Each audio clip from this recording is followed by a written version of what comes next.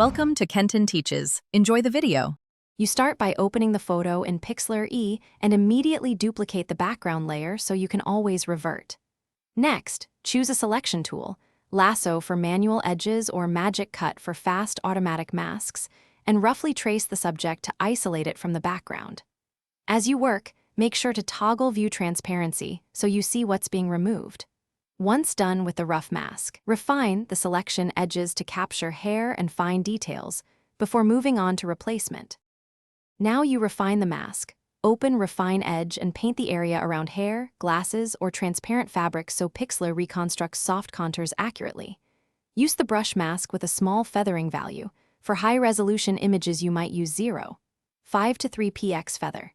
After adjustments, apply the mask and hide or delete the original background layer, then inspect the cut at 100% zoom to catch stray pixels.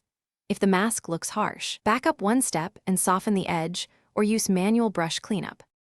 Finish by inserting your new background layer beneath the subject and scale, or distort it to match perspective so the composite reads naturally.